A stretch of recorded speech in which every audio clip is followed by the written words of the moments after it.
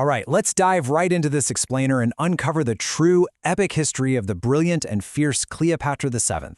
Now, we've all heard the name, right? But the reality of her life is just so much more fascinating than the myths that have been swirling around her for over 2 millennia. But before we unravel her life from the very beginning, I actually want you to think about her infamous death. Ask yourself, are the ancient stories we've all grown up hearing actually true? Was she really taken down by the dramatic bite of a smuggled asp? Or did the last pharaoh of Egypt engineer a much more calculated, scientific exit? Keep that question in the back of your mind as we explore her incredible journey.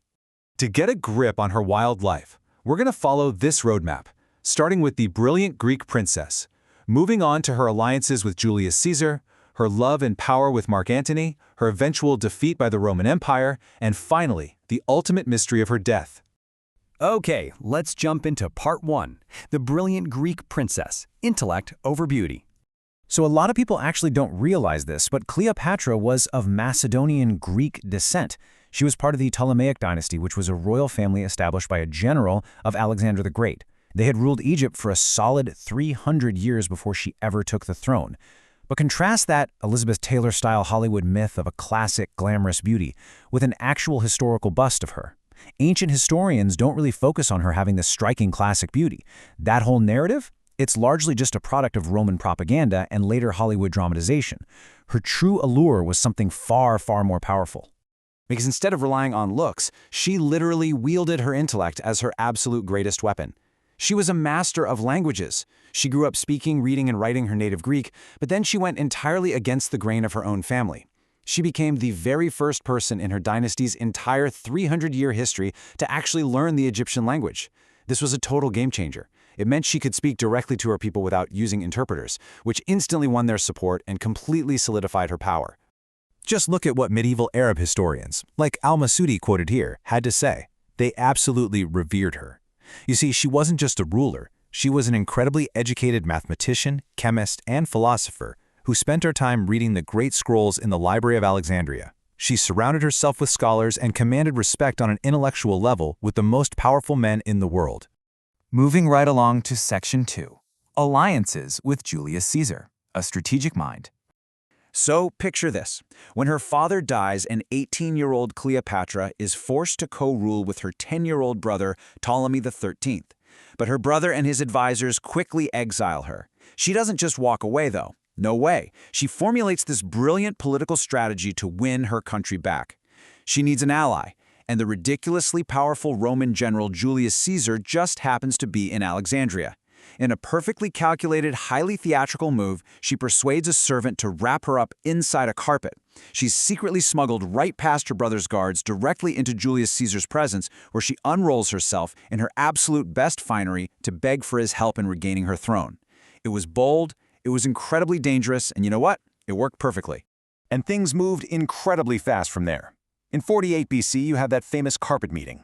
By 47 BC, Caesar's forces completely defeat her brother's army. Ptolemy actually drowns in the Nile trying to escape. Caesar restores Cleopatra to power, and they even have a son together named Caesarion. She even travels to Rome to live in his mansion. But this massively powerful alliance shatters in 44 BC, when Caesar is shockingly assassinated in the Roman Senate. Finding herself in sudden, immense danger, Cleopatra is forced to flee right back across the Mediterranean to Egypt. Which brings us to Section 3, Love and Mark Antony, Power in the East. With Caesar gone, Rome essentially falls into chaos. Cleopatra urgently needs a new way to protect her independent nation. And this leads to her legendary relationship with the Roman general who took control of the eastern provinces, Mark Antony. Now, in ancient Egyptian art, vibrant Mediterranean blue, or kezbej, and royal gold, kennet, were intimately linked to the essence of being. And these colors perfectly capture the immense wealth and prosperity that Alexandria enjoyed under her rule during this exact time. Under Cleopatra, Egypt wasn't just surviving. It was literally the richest nation in the Mediterranean, funding major cultural booms and these grand expeditions. So, to secure her nation's safety, she summons Mark Antony to meet her at Tarsus in 41 BC.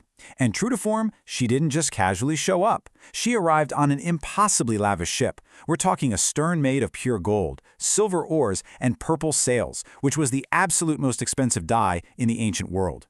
With music playing and sweet incense filling the air, she instantly, and I mean instantly, captivated the Roman leader. And what followed was a truly thriving partnership.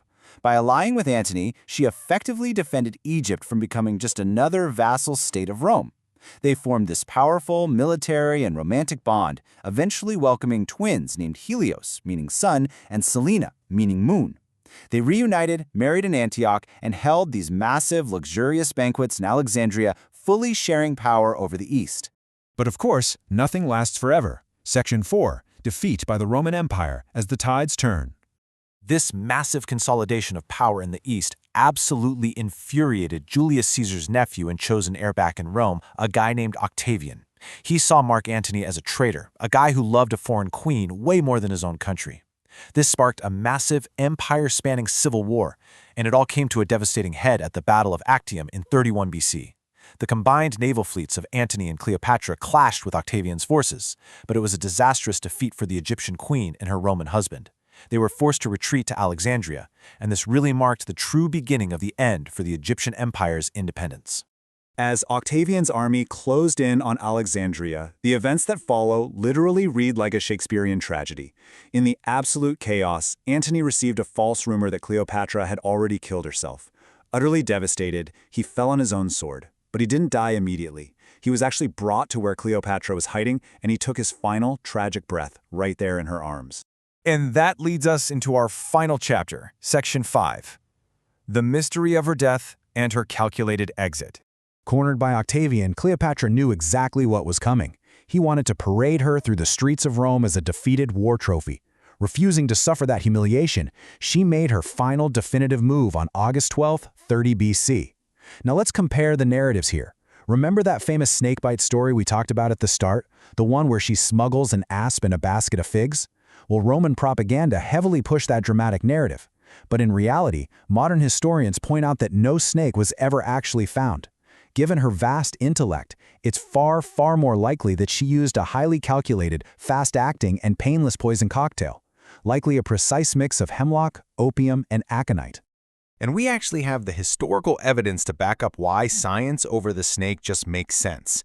The Brooklyn Papyrus, which is a major medical document from ancient Egypt, proves that ancient Egyptians, and definitely Cleopatra's personal physicians, possessed incredibly advanced medical and scientific knowledge about toxins, venom, and antidotes. I mean, she studied chemistry herself. She was preparing for the worst, and she controlled her destiny right down to the exact method of her passing. As her story draws to a close, it's fitting to think about the ancient Egyptian concept of chem, their word for black. It represents the tragic, quiet darkness of her passing, because with her death, the 300-year Ptolemaic dynasty was completely extinguished, and Egypt was swallowed up, becoming just another province of the sprawling Roman Empire. So after going through all of this in today's explainer, I want to leave you with one final thought. History has so often painted her simply as a tragic lover or just a seductive beauty. But the hard evidence shows a brilliant scholar, a master linguist, and a fierce strategic ruler who fought for her people. So how will you choose to remember the last true pharaoh of Egypt?